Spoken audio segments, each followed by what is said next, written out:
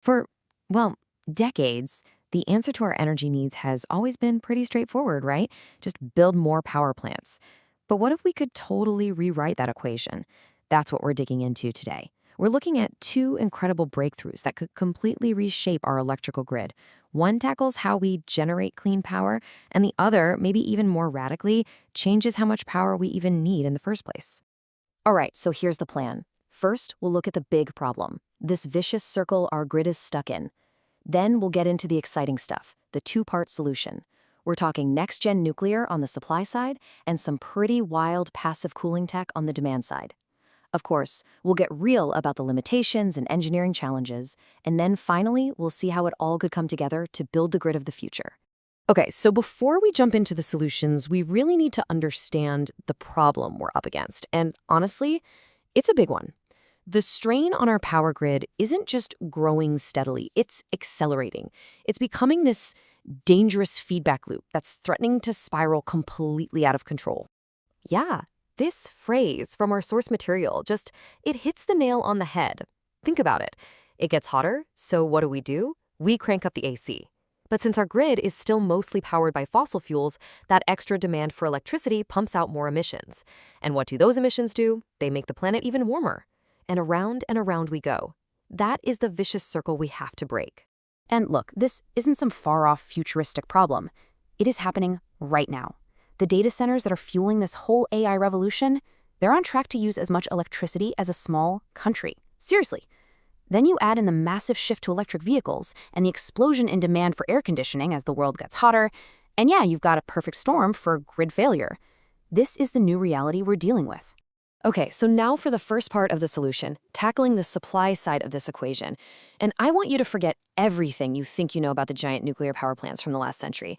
We are talking about a total ground-up reinvention of the technology. Everything from the fuel itself to how it's cooled. And you can see that massive shift right here. On the left, that's the old school, gigantic, one-of-a-kind sites cooled with water under incredible pressure. We're talking over 100 atmospheres. Now look to the right. That's the new idea. Small, modular reactors, SMRs, that are built in a factory. They're cooled with things like molten salt or liquid metal, and they run at basically normal atmospheric pressure. It's not just a smaller version of the old thing, it's a completely different philosophy, especially when it comes to safety and cost. So what's the secret sauce here? Well, it's really three key things working in concert. First, you've got the small modular reactors, the SMRs. Being factory built means you can potentially slash construction time and costs. Second, these advanced coolants. Molten salt and liquid metal can get way hotter than water, over 500 degrees Celsius, which means you get way more bang for your buck in terms of thermal efficiency, more electricity from the same amount of heat. And then there's the fuel, which is just brilliant. It's called TRISO fuel. Picture these tiny little uranium kernels, each one wrapped in its own super tough ceramic shell. It's like every single piece of fuel has its own personal containment vessel. It makes them, for all intents and purposes, meltdown-proof. That is a massive game changer for safety. So here's a quick look at how a molten salt design actually works. You have this molten salt, and it flows through the reactor core, where it gets incredibly hot, like 650 degrees Celsius. Then, that superheated salt moves over to a heat exchanger, where it boils water in a completely separate loop, creating the steam that spins a regular old turbine to make electricity. The salt, now a little cooler at around 550 degrees, just cycles right back to the core to get heated up again. And the key thing to remember here? The whole nuclear part of the system stays at low pressure. That just completely changes the safety game compared to the old high-pressure water designs. All right, so we've looked at the supply side. Pretty cool, right? But what if we could attack this problem from the other end? What if we could just need less energy to begin with? That's where this second breakthrough comes in. It's a technology that can literally make our buildings, and maybe even our clothes, actively bounce heat away. The concept is called radiative cooling, and honestly, it's kind of a physics miracle.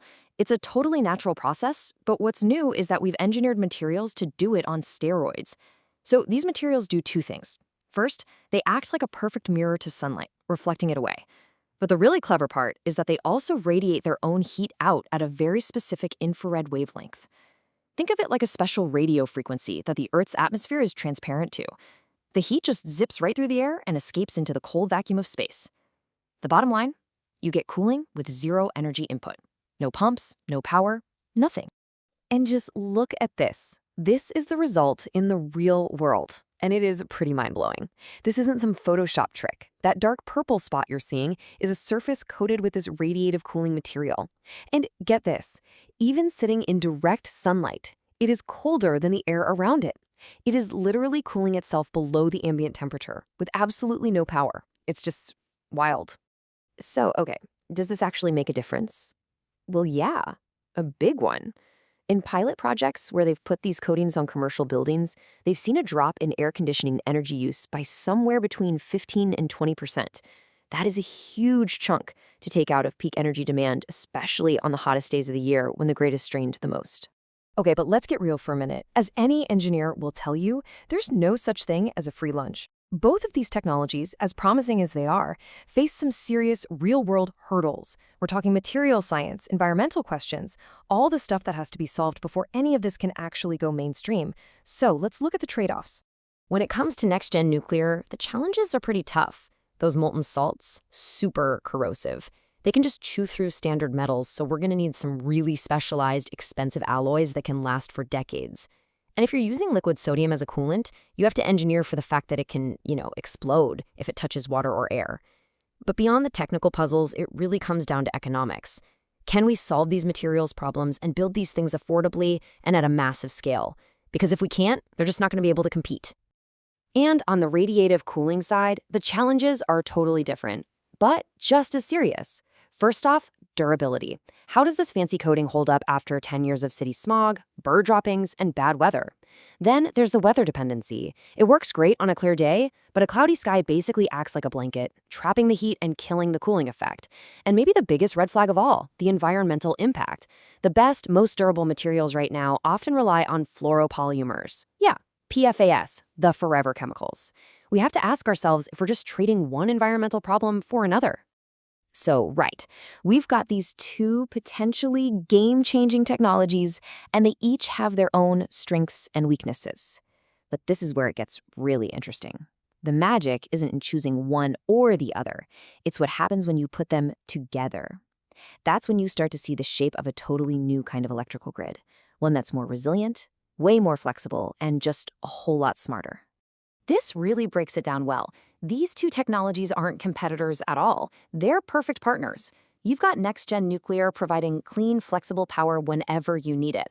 That could lead to a big market shift away from huge central power plants towards smaller, more distributed ones.